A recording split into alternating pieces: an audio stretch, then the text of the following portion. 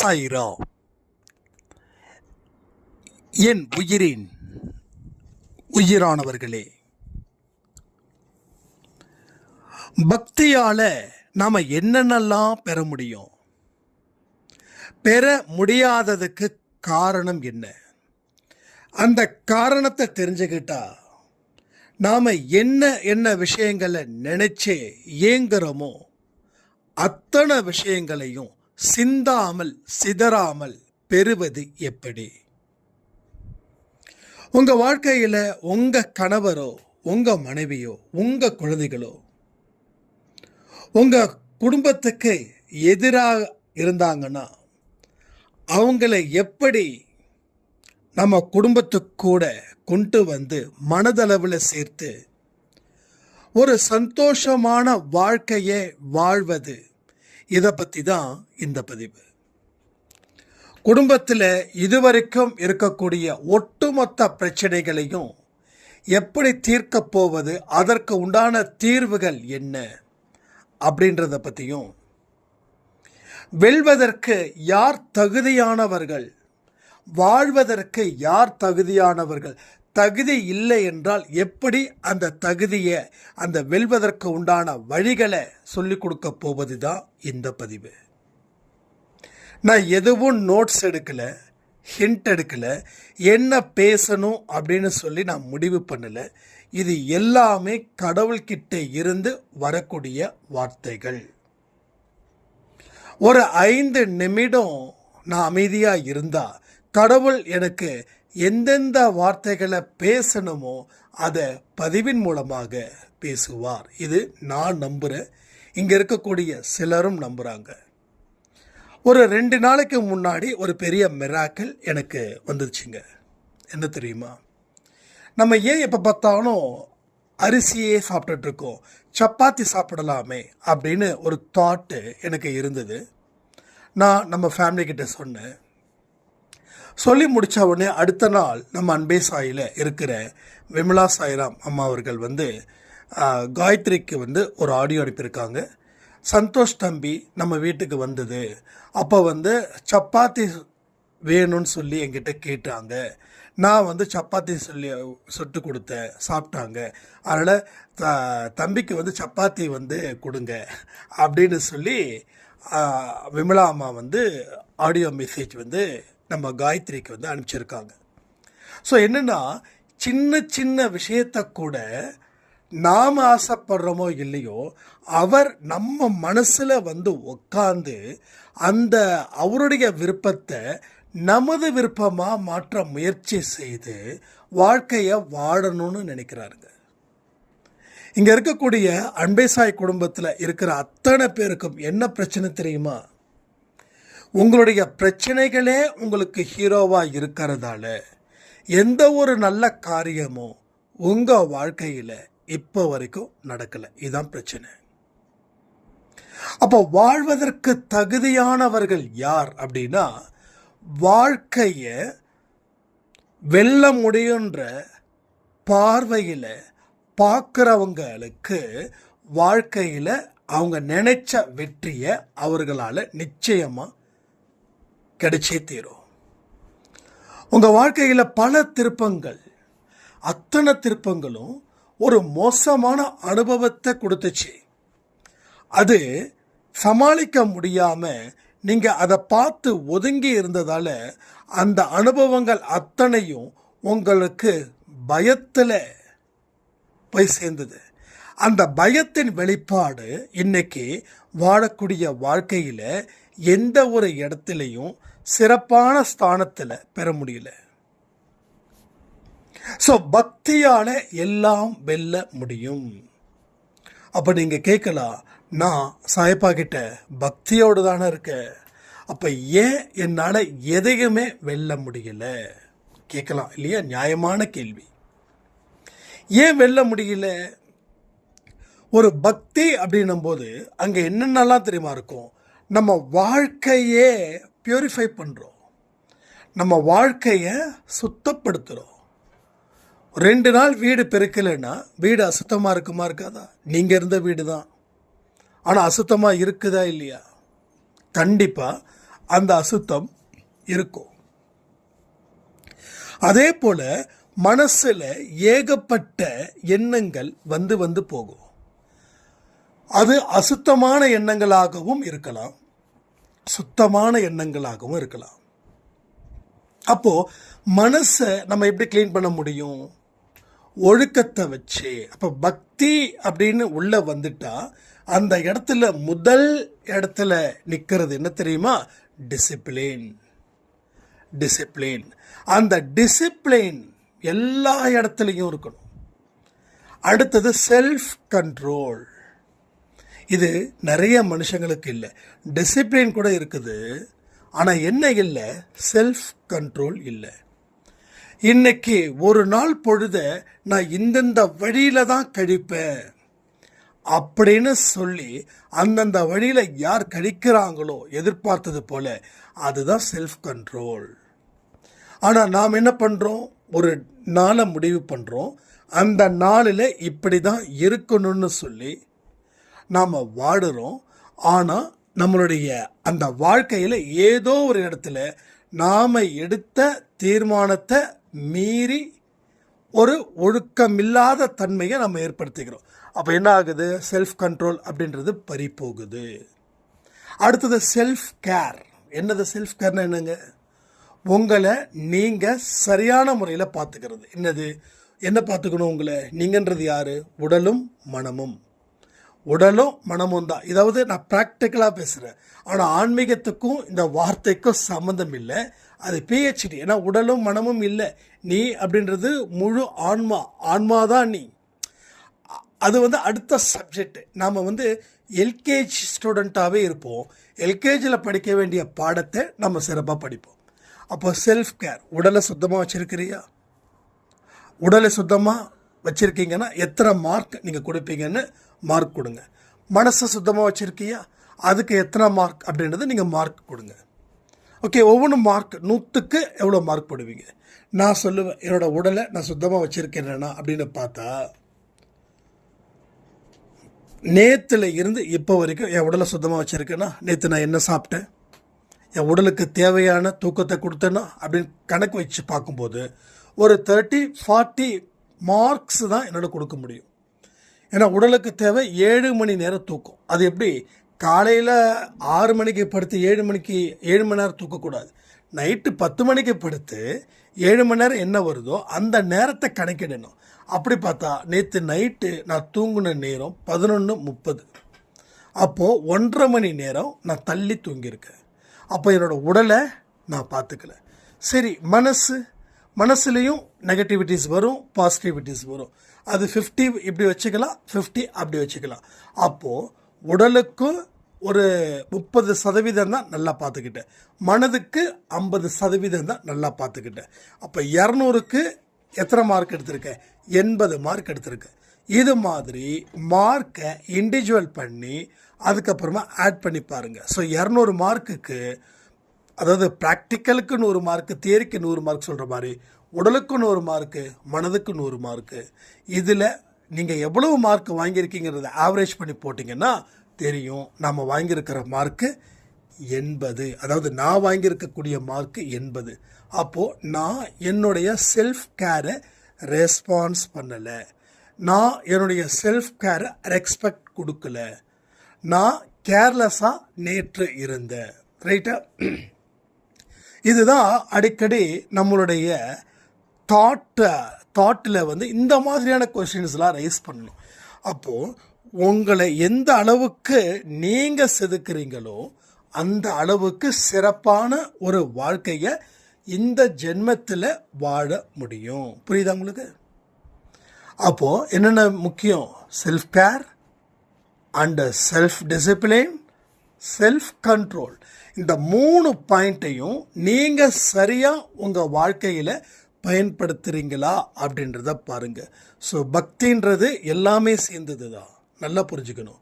ஒரு சூடமேத்தியோ, ஒரு ஊதுபத்தி காட்டியோ, இல்லை ஒரு ஆரத்தி எடுத்தோ, இல்லை ஒரு சச்சரிதம் படிக்கிறதாலேயோ பக்தி பெருக போவது இல்லை. ஆனால் அதை தாண்டின ஒரு கோட்பாடுகள் தான் நம்ம அன்பை சாயில சொல்லிகிட்டு இருக்கோம். ஸோ அதுவும் தேவை. அதே போல் இதுவும் தேவை. சரியா?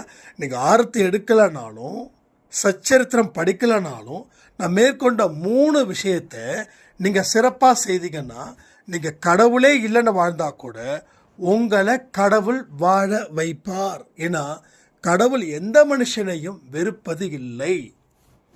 எந்த மனுஷனையும் வெறுப்பது இல்லை. யாரை வெறுக்கிறாருன்னா பாவத்தை செய்கிறவங்கள வெறுக்கிறார்.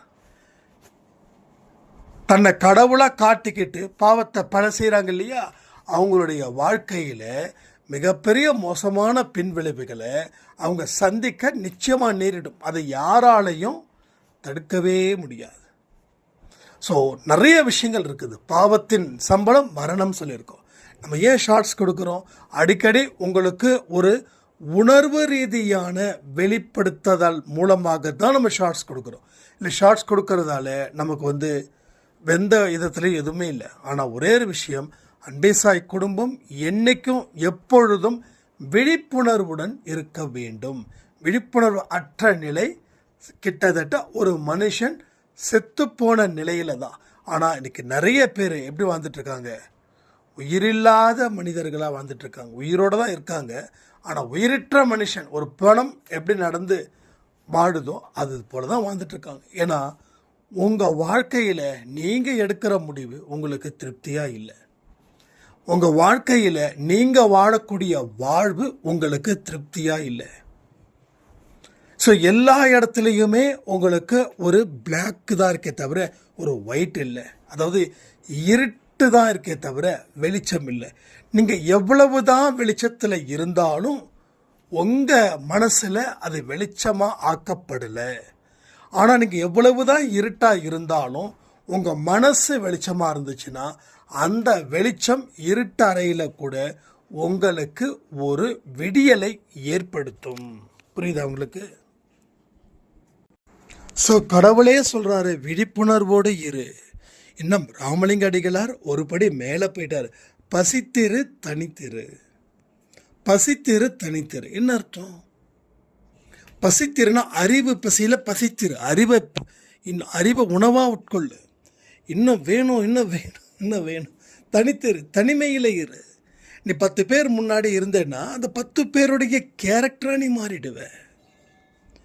நான் என்ன சொல்கிறேன், உங்கள் குடும்பத்தில் யாராவது ஒருத்தவங்க அடுத்தவங்க குடும்பத்தை பற்றி பேச வந்தாங்கன்னா வணக்கம் சொல்லிட்டு நீங்கள் பாட்டுக்கும் போயிடுங்க. ஏன்னா காது கொடுத்து கேட்கவே வேண்டாம். அவங்க ஒவ்வொரு விஷயத்தை பேசும்போதும் உங்களை அவங்க இன்ஃப்ளூயன்ஸ் பண்ணுறாங்க. அதாவது உங்கள் கேரக்டரையே அவங்க மாற்ற முயற்சி பண்ணுறாங்க. கெட்டவர்கள் உங்கள் கூட இருப்பார்கள் நிச்சயமாக. அவரால் தானே கெட்டு போனேன்னு சொல்கிறது எல்லா மனுஷனும் சொல்லக்கூடிய வார்த்தை. ஆனால் நீங்கள் தனித்துவமாக இருக்கக்கூடிய மனிதர்களாக உணர்ந்து கொள்ள வேண்டும். ஒரு யூனிக் பர்சன். தனித்துவம் தான் உங்களை காப்பாற்றும். தனித்துவம் தான் உங்களுக்கு மதிப்பை ஏற்படுத்தும். அது மகிழ்ச்சியான வாழ்க்கையையும் வாழ வைக்கும். ஸோ நீங்கள் ஸ்பெஷல். நல்லா யோசிக்கோங்க. நீங்கள் சிறந்தவன், நீங்கள் தனித்துவம் வாய்ந்தவன், திறமைகள் பெற்றவன், தகுதிகள் வாய்ந்தவன். கடவுள் உங்களுக்கு எல்லாவற்றையும் கொடுப்பதற்கு நீங்கள் உங்களுடைய தகுதியை வளர்த்து கொண்டீர்கள். எத்தனை பேர் நம்புறீங்க? இதெல்லாம் நடந்தால் பரவாயில்லையேன்னு நினைக்கக்கூடியவங்க எத்தனை பேர்? இதெல்லாம் இருக்குதுன்னு சொல்கிறவங்க எத்தனை பேர்? இதெல்லாம் நடக்குமான்னு கேட்குறவங்க எத்தனை பேர்? கமெண்ட் பண்ணுறீங்களா? முடிஞ்சால் கமெண்ட் பண்ணுங்கள். அப்போ எல்லா பாயிண்ட்டையும் நாம் ஈஸியாக எடுத்துக்கலாம். இது எதுவுமே டஃப் இல்லை. அதாவது இமயமலையிலக்கு மேலே போங்க, நடந்து போங்க, அங்கேருந்து கீழே குதிங்கன்னு நம்ம சொல்லலை. எல்லாமே உனக்கு முடியுன்ற ஒரு வார்த்தையை தான் கடவுள் எனக்கு சொல்லியிருக்கார். முடியாதுன்ற ஒரு வார்த்தையே இந்த உலகத்தில் இல்லை. முயன்றால் அத்தனையும் முடியும். இப்போ கூட சொல்லுறேன், உங்களுக்கு எவ்வளவு பெரிய நோய் இருந்தாலும் சரி, நீங்கள் முயற்சி பண்ணிங்கன்னா அந்த நோயுடைய வீரியத்தை நீங்கள் குறைக்கலாம். நோயோட வீரியம் குறைய குறைய குறைய நீங்கள் சாப்பிடக்கூடிய மாத்திரை குறையும். புரியுதா? ஸோ எத்தனை பேர் சரியான வெயிட் வச்சுருக்கீங்க உங்கள் உடம்புல? கமெண்ட் பண்ணுறீங்களா? இதுக்கும் கடவுளுக்கும் என்னையா சம்மந்தம்னு கேட்கலாம்.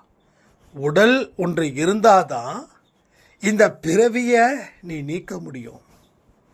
எல்லாமே தேவைதான். அரசியலும் ஆன்மீகம்தான். ஏன்னா நம்மளை ஆள்றவர்கள் தலைவர்கள் நல்லவர்களாக இருந்தால் தானே நல்லவர்கள் அந்த நாட்டில் வாழ முடியும். அதை நான் சொன்னேன்.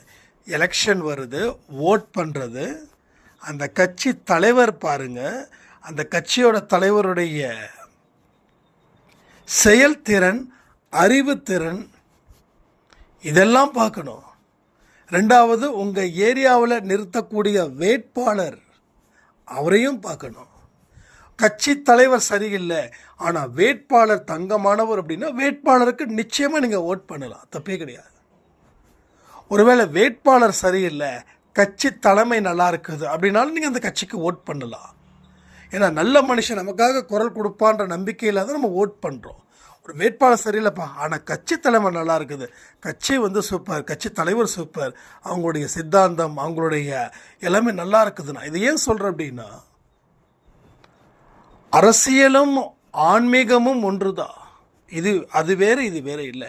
ஏன்னா ஆள்றவங்க வேறு நாட்டு கிரகவாசிகள், வேற்று கிரகவாசிகளாக எல்லாமே நம்ம தானே. இது எதுக்கு நான் சொல்கிறேன் அப்படின்னா, ஆளுமை திறன் உங்கள் எல்லோருக்கும் இருக்குது, நமக்கும் இருக்குது.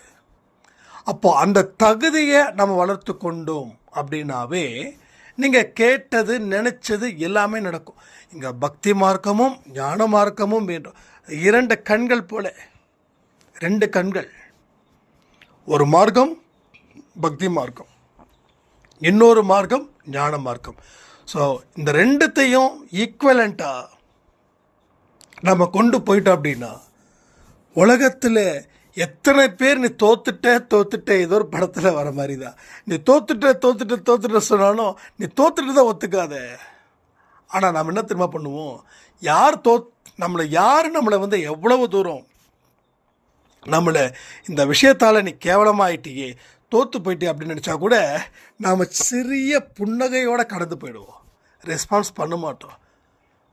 சரி, கடந்து போயிட்டு ரூம்குள்ளே உட்காந்து அழுவோமா? அங்கேயும் இல்லை. அது ஒரு விஷயம் நடந்துச்சு, போச்சு, கேட்டுச்சு. ஆனால் ஒரே ஒரு விஷயந்தான் நான் சொல்கிறது உங்களுக்கு.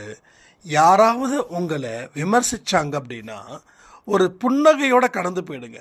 அவங்க விமர்சனத்தை நீங்கள் ஏற்றுக்கிட்டால் தான் உங்களுக்கு பிரச்சனை.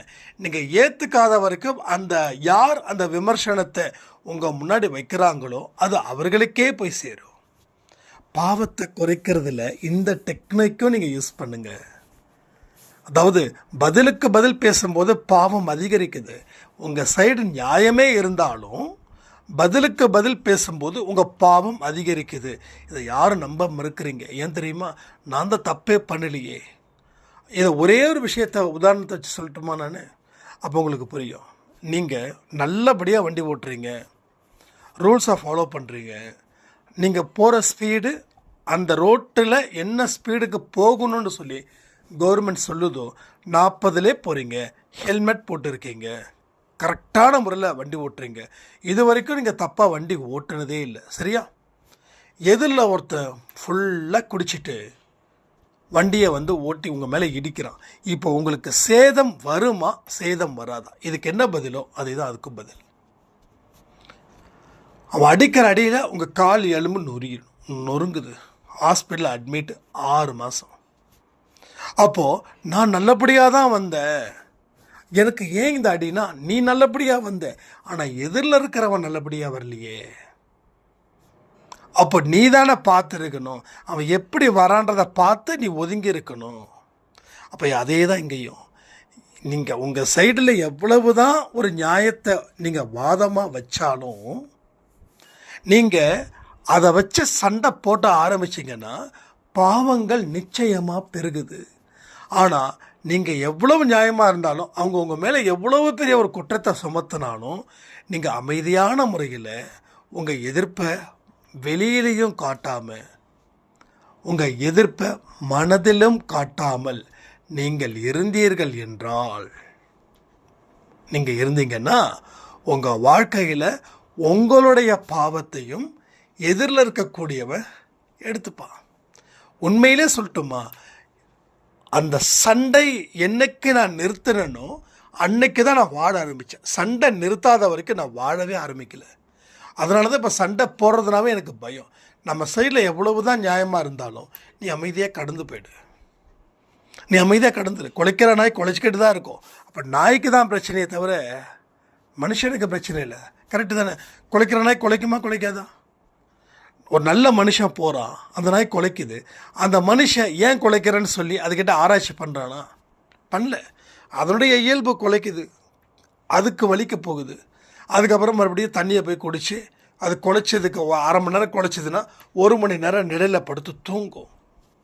அது போல தான் யார் என்ன வேணாலும் சொல்லட்டும், அவங்களே கொதிப்பாங்க, அவங்களே அமைதியை ஏற்படுத்திப்பாங்க. ஆனால் நமக்கு எந்த பாதகமும் இல்லை. அந்த மாதிரி நீங்கள் போயிடுங்க. அது ரொம்ப ரொம்ப நல்லது வாழ்க்கையில். ஏன்னா நமக்கு எல்லாமே இப்போ தேவை இருக்குது, எல்லா விஷயமும்.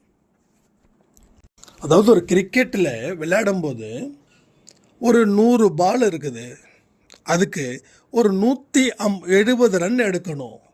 100 பாலுக்கு 170 ரன் எடுக்கணும். இப்போது ஒரு சிங்கிளும் நமக்கு முக்கியம், அதாவது ஒரு ரன்னும் நமக்கு முக்கியம் இல்லையா? பாலை தட்டி விட்டு ஓடு, ஏன்னா ரொம்ப அதிகமாக இருக்குது நீ எடுக்க வேண்டிய இலக்கு. அப்போது எந்தெந்த இடத்துலலாம் வாய்ப்புகள் இருக்குதோ அதை நீ சரியாக பயன்படுத்தி நீ வெற்றி பெற முடியும். வெற்றி பெற முடியாது அப்படின்றது இந்த உலகத்திலே இல்லை. ஆற அமர யோசித்து நிதானித்து நீ செயல்படும் வேகத்தை கொஞ்சம் கொஞ்சமாக ஏற்றணும். ஓகேவா? அப்போது 170 ரன் எடுக்கணும், 100 பால் தான். இனிமேல் என்ன பண்ண, எல்லா பாலையும் நீ சிக்ஸருக்கு அனுப்பணும்னு சொல்லி பரபரப்பாக பண்ணனா ஒரு சிக்ஸர் அடிக்கலாம், 2 சிக்ஸர் அடிக்கலாம், 3ஆவது ஸ்டெம்ப்பு பேந்துடும். அடுத்த விக்கெட் இப்படி தான் நடக்கும். அதனால் பொறுப்பாக நிதானமாக நீங்கள் இருக்கணும். அதுதான் உங்கள் வாழ்க்கைக்கு அடுத்த கட்டத்துக்கு போவதற்கு உண்டான வாய்ப்பு. இங்கே நான் என்ன சொல்கிறேன்னா, இதே கட்டத்தில் நீங்கள் நிற்கணும் அப்படின்றதுக்காக நாம் பதிவு கொடுக்கல. அடுத்த கட்டத்தில் போகணும், அங்கேயும் வாழணும், அதை முடித்து அடுத்த கட்டத்துக்கு போகணும். சரியா? இங்கே அதை நம்ம சிறப்பாக செஞ்சுக்கிட்டு தான் இருக்கோம். ஆனால் என்ன, எண்ணிக்கை ஜாஸ்தி ஆனால் ரிசல்ட்டு கம்மி. அன்பே சாயில் நிறைய புதுசான சாய்ராம்லாம் வராங்க, ஜாஸ்தி தான் இங்கே இருக்குது எண்ணிக்கை, ஆனால் ரிசல்ட்டு குறைவாக இருக்குது. அதனால தான் நான் சொல்கிறேன், தொடர்ந்து அன்பே சாயிலேயே நீங்கள் இருங்க. நிறைய விஷயங்கள் ஷார்ட்ஸ் மூலமாக, அதுக்காக ஃபோனையே நோண்டிகிட்ருக்குன்னு நான் சொல்லவே இல்லை. எப்பெல்லாம் ஃபோன் எடுக்க வரீங்களோ அப்போல்லாம் அன்பே சாயில் என்ன இருக்குதுன்றதை பார்த்துக்கிட்டு அதுக்கப்புறமா வேலை பாருங்கள். அதுக்காக மொபைலே பார்த்துட்டு இருக்கக்கூடாது. சில பேர் சொல்லுவாங்க, நிறைய புக்ஸு படிச்சுட்டே இருக்க வாழ்க்கையில் டெவலப்பே ஆகலைன்னா, எஸ், புக்கை படிக்கிறது நல்லது தான். ஆனால் உழைப்பை மறந்துக்கிட்டு புக்கை படிச்சுக்கிட்டே இருந்தால் எப்படி நல்லதாக இருக்க முடியும்? அதை நம்ம பார்க்கணும்ல. ஸோ எல்லா விஷயத்தையும் நாம் எப்படி எடுத்துக்கிறோம் அப்படின்னா, இதை முழுசாக, அதாவது டாக்டர் 10 நாளைக்கு மாத்திரை கொடுத்துருக்காருன்னு வச்சுக்கோங்களேன், டெய்லியும் மாத்திரை போடுறதுக்கு பதிலாக 10 நாளைக்கு உண்டான ஒட்டுமொத்த மாத்திரையும் ஒரே நாளில் போட்டுட்டா நல்லா இருக்கும்னு யாராவது நினச்சா அது எவ்வளவு பெரிய முட்டாள்தனமோ அதே போல தான் இங்கேயும் நமக்கு நடக்குது. அதனால் பொறுமையாக, மிகவும் பொறுமையாக, மிகவும் ஸ்லோவாக தான் இங்கே வேலை நடக்கும். அது ஒரு 20-30% வரைக்கும் அப்படி தான் இருக்கும். அதுக்கு அப்புறம்தான் மெல்ல மெல்ல வளர்ச்சியோட வேகம் அதிகரிக்கும். ஏன்னா நரி கூட்டம் இருக்குது, பாம்பு கூட்டம் இருக்குது, சிங்க கூட்டம் இருக்குது, சிறுத்தை கூட்டம் இருக்குது. அப்போ இந்த இடத்துல எல்லாமே சூழ்ந்து ஒரே இடத்துல வசிக்குது. அப்போ இந்த இடத்துல அதுங்களுக்கு தெரியாமல் நீங்கள் போகணுன்னா எவ்வளவு ஸ்லோவாக போவோம், எவ்வளவு ஸ்லோவாக போகும். நம்மளோட பாதத்துடைய சவுண்டு கூட தெரியக்கூடாது. ஒரு சின்ன ஒரு விஷயம் தெரிஞ்சால் கூட அலர்ட்டாகி நம்மளை குத்தி போட்டுருங்க.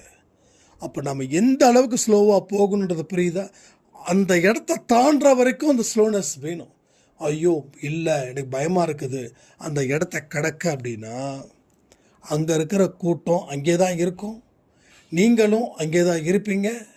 ஸோ எந்த இடத்துலையும் உங்களால் தைரியமான ஒரு மனுஷனாக வாழவே முடியாது.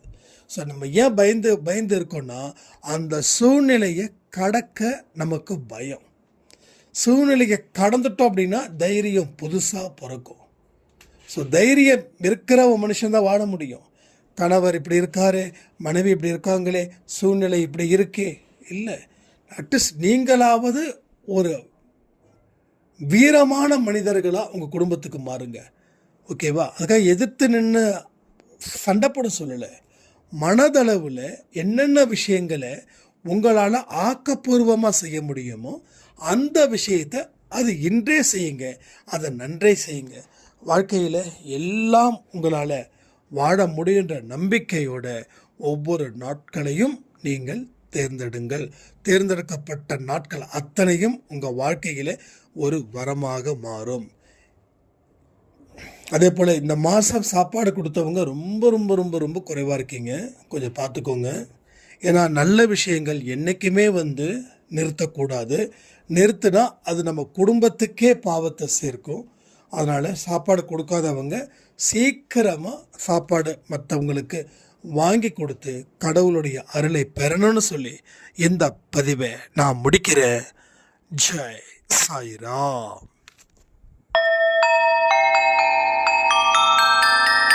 ஓம் சாயிரா சாயிரா.